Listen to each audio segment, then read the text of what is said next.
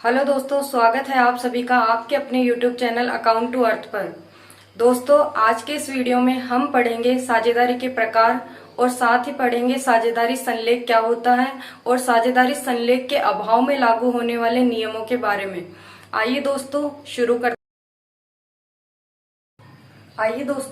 करते हैं। साझेदारी के प्रकार: दायित्व के अनुसार, समय के अनुसार, उद्देश्य के अनुसार, वैधता के अनुसार। अर्थात साझेदारी को 4 बेसिस के ऊपर डिवाइड कर रखा है। उन बेस के आधार पर उनको अलग अलग साझेदारी में बांटा हुआ है। तो सबसे पहले दायित्व के अनुसार साझेदारी।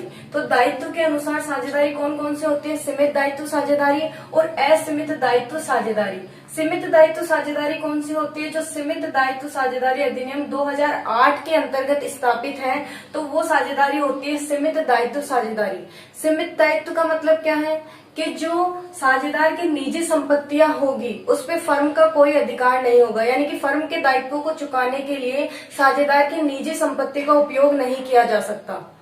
अब देखते हैं असीमित दायित्व साझेदारी, यानी कि ये जो होती है असीमित दायित्व साझेदारी, इसमें साझेदार का संयुक्त दायित्व भी होता है और निजी दायित्व भी, यानी फर्म के दायित्वों को चुकाने के लिए फर्म की संपत्तियों के साथ साथ साझेदार की निजी संपत्तियों का उपयोग भी किया जा सकता है। यानी कि कह सकते हैं कि फर्म के दायित्वों को चुकाने के लिए, फर्म के दायित्वों को चुकाने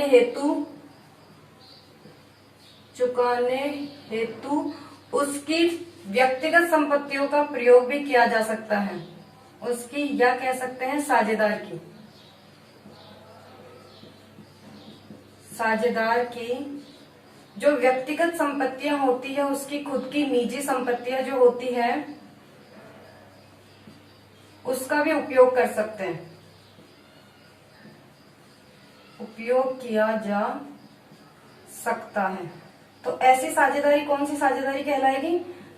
असीमित दायित्व साझेदारी। यानी कि वो साझेदारी जिसमें साझेदारों का दायित्व सीमित होता है, यानी फर्म के दायित्वों को चुकाने के लिए वो अपनी पर्सनल संपत्तियों से पे नहीं करेंगे, तो वो सीमित दायित्व साझेदारी। और फर्म के दायित्वों को चुकाने के लिए अगर वो व्यक्तिगत रूप से भी जिम्मेदार है तो वो असीमित दायित्व साझेदारी कहलाती है।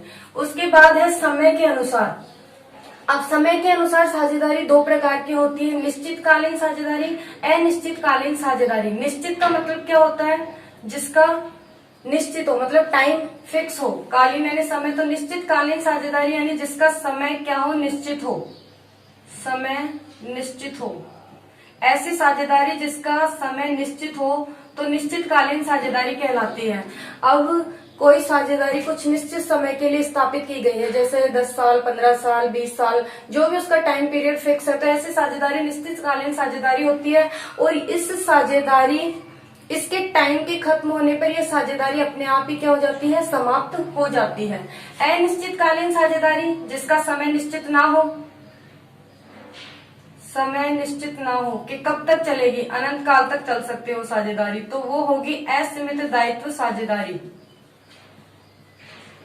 ठीक है दोस्तों, अनिश्चित साझेदारी कौन सी होती है? जिसका समय निश्चितकालीन साझेदारी जिसका समय निश्चित हो, और अनिश्चितकालीन साझेदारी जिसका समय निश्चित ना हो, यानी कि वो कभी भी लंबे टाइम तक वो चलती ही रहेगी, उसका टाइम पीरियड फिक्स नहीं है। और जबकि निश्चितकालीन में समय फिक्स होता है और समय के समाप्त होने पर साझेदारी अपने आप ही समाप्त हो जाती है। उसके बाद है उद्देश्य अनुसार साझेदारी। तो एक तो होती है ऐच्छिक साझेदारी, एक होती है विशेष। अब ऐच्छिक साझेदारी कौन सी होती है? जो निश्चितकालीन साझेदारी होती है, जो निश्चितकालीन साझेदारी होती है उसके समय के समाप्त होने के बाद भी, यानी कि निश्चितकालीन साझेदारी में उसका टाइम फिक्स होता है। अब वो टाइम खत्म होने के बाद भी अगर साझेदार उस साझेदारी व्यवसाय को चालू रखना चाहते हैं तो वो कौन सी साझेदारी होगी? ऐच्छिक साझेदारी होगी। यानी कि उसके समय के समाप्त होने के बाद भी उसको चालू रखना चाहते हैं, उस व्यवसाय को, साझेदारी व्यवसाय को, तो ऐसी साझेदारी व्यवसाय ऐच्छिक साझेदारी व्यवसाय कहलाता है। विशेष साझेदारी व्यवसाय जो किसी विशेष उद्देश्य के लिए स्थापित किया गया हो, जो किसी विशेष कार्य या उद्देश्य के लिए, विशेष कार्य या उद्देश्य के लिए ये लिए। अगर किसी विशेष कार्य या उद्देश्य के लिए साझेदारी व्यवसाय की स्थापना की जाए तो उसे हम क्या कहते हैं, विशेष साझेदारी, यानी कि विशेष साझेदारी कहेंगे उसे। ठीक है दोस्तों, उसके बाद देखते हैं वैधता अनुसार, यानी कि कानूनी मान्यता के अनुसार। तो एक तो होती है वैध साझेदारी और दूसरी होती है अवैध साझेदारी। वैध साझेदारी कौन सी होगी, जो हमारे देश में प्रचलित कानून है साझेदारी के लिए, अगर उसके तहत स्थापित है वो साझेदारी व्यवसाय, तो वो तो होगा वैध साझेदारी व्यवसाय। अब है अवैध साझेदारी कौन सी होती है, जो हमारे देश में प्रचलित कानून के अनुसार स्थापित नहीं है, तो अवैध साझेदारी होगा। अब मान लो कोई साझेदारी व्यवसाय वैध है, वो देश में प्रचलित कानून के अनुसार वो स्थापित है, लेकिन वो किन स्थितियों में अवैध घोषित हो सकता है वो साझेदारी व्यवसाय, तो ये उसकी परिस्थितियां हैं यहाँ पे। पहला दिया हुआ है उद्देश्य गैर कानूनी हो, यानी कि उस साझेदारी व्यवसाय की स्थापना का उद्देश्य जो उन्होंने एम्स बनाया वो गैर कानूनी है, यानी कि कानून के अनुसार वो लीगल नहीं है, मान्य नहीं है, तो वो साझेदारी व्यवसाय इलीगल घोषित हो जाएगा। अगर साझेदारों की संख्या 2 से कम या 50 से अधिक हो जाए, तो साझेदारों की संख्या का कल पहले के वीडियो में हमने देखा था कि साझेदारों की कम से कम 2 साझेदार होते हैं और अधिकतम 50 हो सकते हैं। अगर 2 से कम हो जाएंगे या 50 से ज्यादा हो जाएंगे तो वो साझेदारी व्यवसाय क्या हो जाएगा, इलीगल हो जाएगा। उसके बाद है राष्ट्रीय नीति या अंतर्राष्ट्रीय नीति के विरुद्ध हो, यानी कि हमारे देश की जो लोक नीति है और जो अंतर्राष्ट्रीय नीतियां होती है उनके अनुसार अगर वो उसके विरुद्ध है वो, तो वो साझेदारी व्यवसाय पूर्णतः अवैध घोषित माना जाएगा। अगर फोर्थ कारण है उसका, शत्रु राष्ट्र का नागरिक साझेदार हो, यानी कि उस साझेदारी व्यवसाय में कोई पार्टनर शत्रु राष्ट्र का शामिल हो जाए तो फिर हम उसे इल्लीगल साझेदारी करार दे दिया जाएगा उसे। ठीक है, तो शत्रु राष्ट्र का नागरिक साझेदार हो तो वो साझेदारी भी कौन सी साझेदारी होगी, अवैध साझेदारी। तो इस तरीके से साझेदारी के पूरे प्रकार हमने देखे। आइए दोस्तों अब देखते हैं साझेदारी संलेख। साझेदारी संलेख क्या होता है, साझेदारी संलेख में क्या क्या शामिल करते हैं, और साझेदारी संलेख अगर ना हो तो उस दशा में साझेदारी में कौन से नियम लागू होते हैं, ये हम अब देखेंगे। आइए दोस्तों साझेदारी संलेख का अर्थ देखते हैं। पहले साझेदारी संलेख होता क्या है। साझेदारों के मध्य जो समझौता होता है लिखित में, वैसे तो समझौता मौखिक में भी हो सकता है, लेकिन अगर लिखित में समझौता हो तो उसे हम क्या कहेंगे, साझेदारी संलेख कहेंगे। तो साझेदारों के मध्य लिखित अनुबंध, ठहराव या जो समझौता होता है उसे हम क्या कहते हैं, साझेदारी संलेख कहते हैं। अब देखते हैं साझेदारी संलेख में क्या क्या शामिल होता है, यानी कि वो जो संलेख बनाते हैं उसमें क्या क्या चीजें लिखते हैं, उनमें क्या क्या शामिल होता है देखते हैं। फर्म में साझेदारों के नाम व पते, यानी कि उसमें क्या करेंगे, फर्म का नाम, उसका पता, साझेदारों के नाम व उनके पते, और उनके मध्य, साझेदारों के मध्य लाभों को किस अनुपात में बांटा जाएगा वो शामिल करेंगे। साझेदारों ने कितनी कितनी पूंजी लगाई है वो भी उसमें लिखते हैं। पूंजी व आहरण पर ब्याज की दर, यानी कि कैपिटल पर और आहरण पर कितनी % रेट से इंटरेस्ट चार्ज किया जाएगा वो रेट यहाँ पे पहले से लिख लेते हैं। साझेदारों की अवधि, साझेदारी की अवधि, यानी कि साझेदारी व्यवसाय कितनी अवधि के लिए, कितने वर्षों के लिए स्थापित किया जा रहा है वो अवधि भी इसमें शामिल करते हैं। ऋण पर ब्याज की दर, अगर साझेदारों ने फर्म को ऋण दिया है तो उस पर कितने % रेट से ब्याज दिया जाएगा वो भी इसमें शामिल होता है।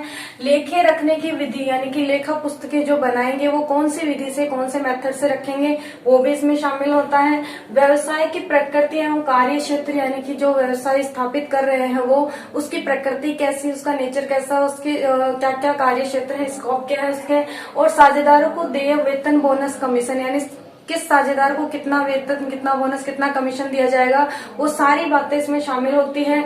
और साथ ही पूंजी खाते रखने की विधि भी इसमें पहले से निश्चित होती है। तो ये सारी मुख्य मुख्य बातें मैंने लिखी है, इसके अलावा भी बहुत सारे बातें होती है जो साझेदारी संलेख में शामिल होती है।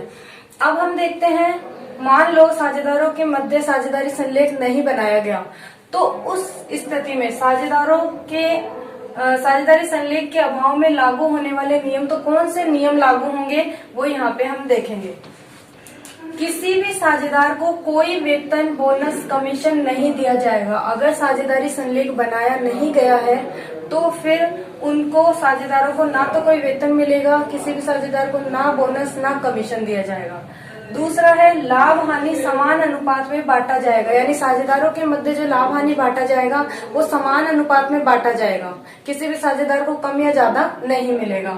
उसके बाद है ना पूंजी पर ब्याज दिया जाएगा और ना ही आहरण पर ब्याज वसूला जाएगा। अगर साझेदारी संलेख नहीं बनाया गया है तो साझेदारों को पूंजी पर ब्याज बिल्कुल भी नहीं दिया जाएगा और ना ही उनसे आहरण पर ब्याज वसूला जाएगा।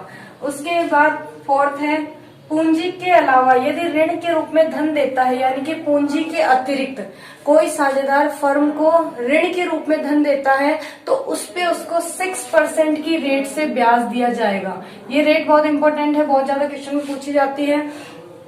तो पूंजी के अभाव में यदि पूंजी के अलावा यदि ऋण के रूप में धन देता है कोई साझेदार तो उसे 6% की दर से ब्याज दिया जाएगा। प्रत्येक साझेदार प्रबंध में हिस्सा ले सकता है। इसके अलावा यानी कि हर साझेदार जो भी मैनेजमेंट है बिजनेस का और जो भी उसका संचालन है उसमें वो पार्टिसिपेट कर सकता है। उसके बाद है प्रत्येक साझेदार फर्म की लेखा पुस्तकों को देखने का, निरीक्षण करने का और प्रतिलिपि लेने का अधिकार रखता है। यानी हर साझेदार जो फर्म की लेखा पुस्तकें उन्हें वो देख सकता है, उनका निरीक्षण कर सकता है और उनकी फोटोकॉपी भी वो प्राप्त कर सकता है। उस पर किसी प्रकार की कोई रोक टोक नहीं होगी। तो इस तरीके से दोस्तों ये हमने देखा साझेदारी संलेख। आज की वीडियो में हमने देखा था साझेदारी के प्रकार और साझेदारी संलेख। ये दोनों ही टॉपिक बहुत ज्यादा इम्पोर्टेंट है और ये साझेदारी संलेख में से बहुत ज्यादा क्वेश्चन बनता है, तो आप इसको अच्छे से देख लें और आप चाहे तो इसका स्क्रीनशॉट भी ले सकते हैं। तो दोस्तों आज के लिए इतना ही। कल से हम न्यूमेरिकल क्वेश्चन शुरू करेंगे और उसमें लाभों का बंटवारा सर्वप्रथम हम पढ़ेंगे। तो दोस्तों आपको ये वीडियो कैसा लगा हमें कमेंट करके जरूर बताएं और आपका फिर से ये वीडियो देखने के लिए बहुत बहुत धन्यवाद।